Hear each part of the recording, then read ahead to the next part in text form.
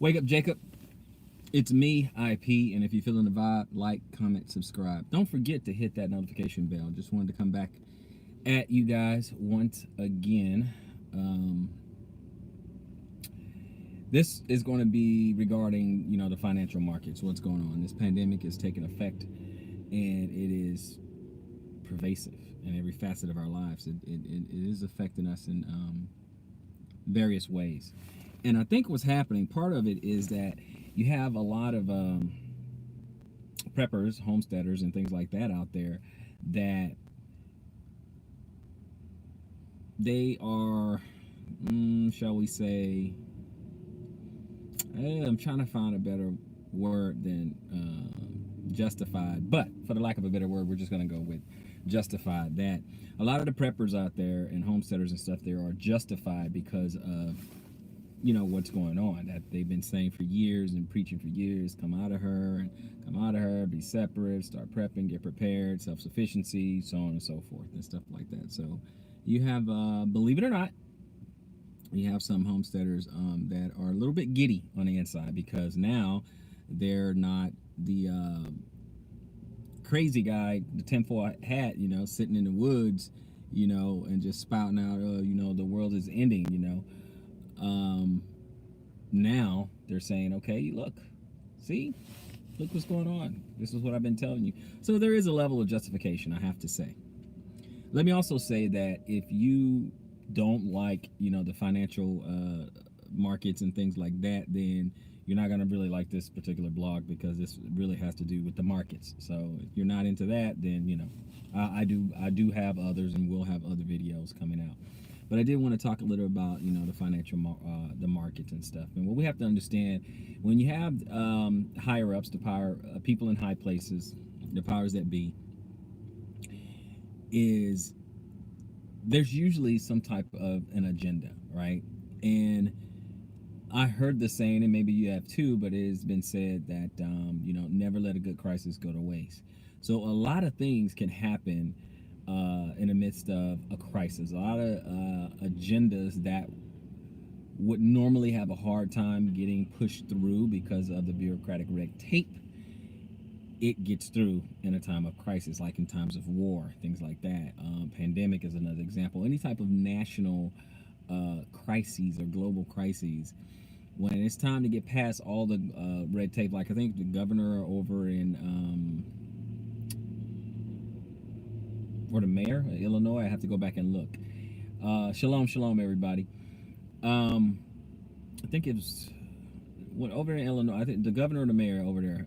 But anyway, it's getting to the point to where they're going to have a special order, a special order where basically she'll be able to give herself a lot of latitude, a lot of power because of the crisis, right? So if she wants to, cause curfews or, she'll be able to do that. She'll be able to shut down businesses and say, hey, you know what, you got to be closed by this time, that time. We see a lot of things happening right now.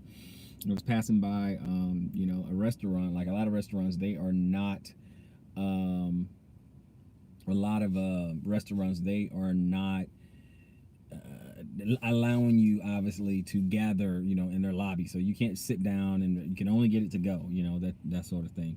So a lot of that's going on. I mean, in fact, I have a sister who she manages a restaurant and all they can do is take out, delivery, that's it. Nobody sits in the lobby, and pretty much working on a skeleton crew. I was looking at a news report and there was a restaurant owner, and when they were interviewing him, he was saying that the restaurant is down like 60%. 60%. Everyone in there, let me know. Hit the 100 if you can hear me. Put a 100 in the comment section if you can hear me. I'm always worried about that. It happened to me one time, and I just get paranoid. I'm like, okay, I'm probably talking and nobody even hears what I'm saying. But thank you. I appreciate it. So shalom, Ronnie Rayner, shalom, Evan Davis, shalom, Lisi, and I have to look the other names. Frank's, yeah, brother, Frank Stockton, shalom. So, what was that? Financial markets, restaurants. So, there's one restaurant owner just saying that, it's down. Shalom Lynn, down 60%. So business being down 60%. Okay, it's pretty it's pretty rough, guys. So it affects, it's pervasive. Also, turning my attention towards the financial markets. For those who are financial savvy, who pay attention to the markets and things like that, let me just go ahead and say that this is one of those times, like back in 2008, and, the real estate market and things like that. Markets moves and shift. It depends on, the social and political climate, right? So you want to look at those type of things. This is another one of those opportunities. The market it's just plummeting. Now it was already overinflated because there were some stocks that were really overvalued. They were just it was just too much. It was just too much. So it did need to come down a bit. And this particular crisis is bringing it back down, right?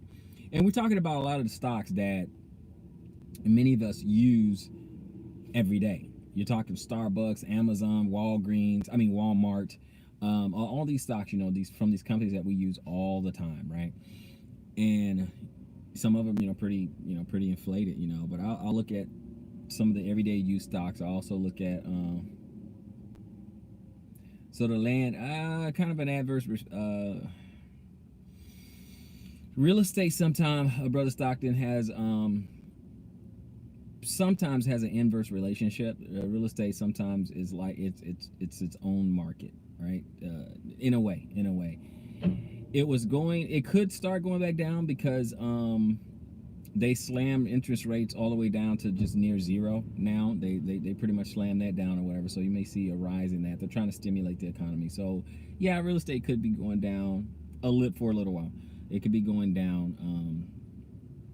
Yeah, I can see that happening right now. I hadn't looked at that. I've been looking at the other markets. But I was looking at an article here. It says Dow and U.S. stocks plunge again. That was for March 16th, March 17th update. Let me get to it. Another headline. Let me see if I can see all of that story. Okay. And this is CNN, guys, so just so you know. A couple of headlines here. It says the Dow recorded its worst one-day point drop in history. Another bullet point, the SP 500 finished down nearly 12%. The NASDAQ composite ended down 12.3%.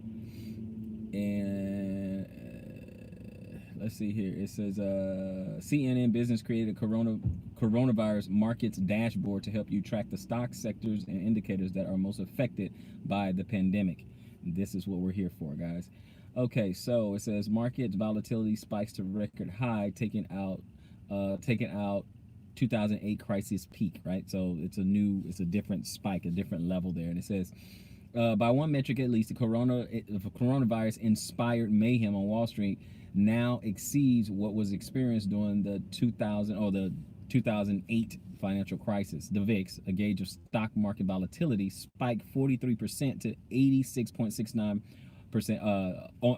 69 on Monday as coronavirus fears ripped through Wall Street.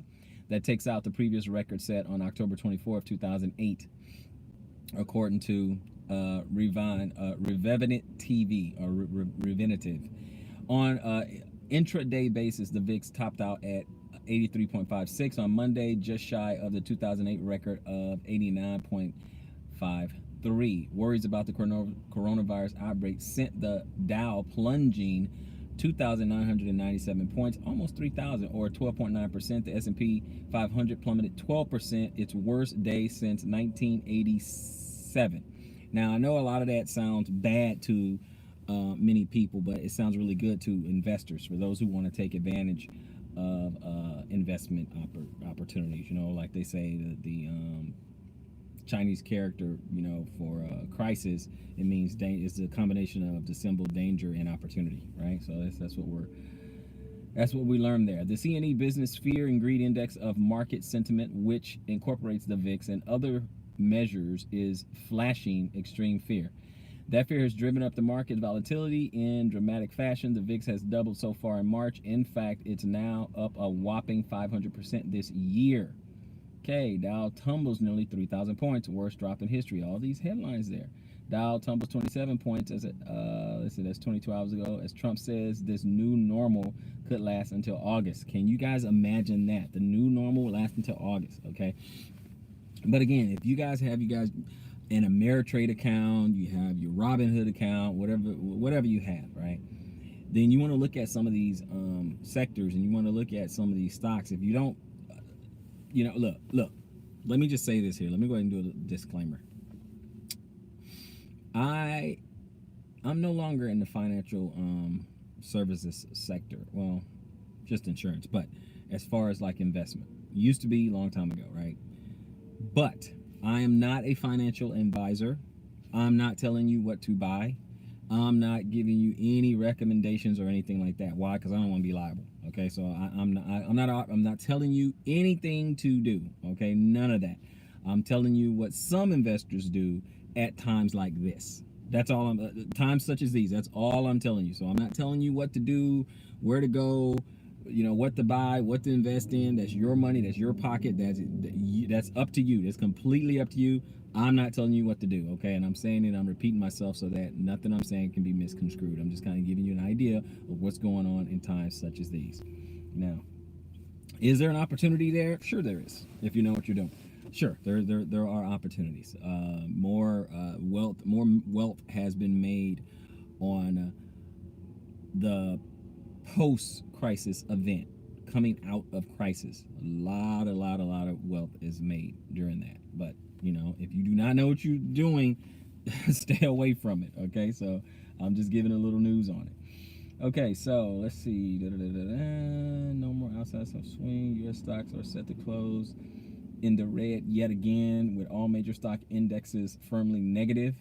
The market's broadest measure, the S&P 500, is down 8.4%, and while that might sound terrible, it's only its worst day since Thursday. That's the kind of new normal, outsized market swings investors have had to get used to. The Dow, okay, so this just going, man, 2,115 points, or 9.1 lower in the final hour of trading. The NASDAQ is down 8.7%. Closing the stock exchange won't help confidence, economists say. So no, closing that's not going to help. People are still going to do what it is that they are doing. It's rough out there. Yo, shalom, Israel stream, shalom out of South Africa. Appreciate you joining and stuff. But yeah, guys, I'm just, it's just one of those things. Like I said, I'm not going to keep you guys long. It says struggling U.S. airlines want up to $58 billion in aid. Oh my gosh. So we're gonna have more quantitative easing going on, more bailouts, things like that. But in the midst of all this, there are opportunities. That's up to you. If you know what you're doing. Shalom, House of Lee. Shalom, family. But so I'm gonna go ahead. I just wanted to give you guys that, kind of give you guys my perspective on the markets. That's what's going on, guys. The market is very volatile right now, up and down, mostly down.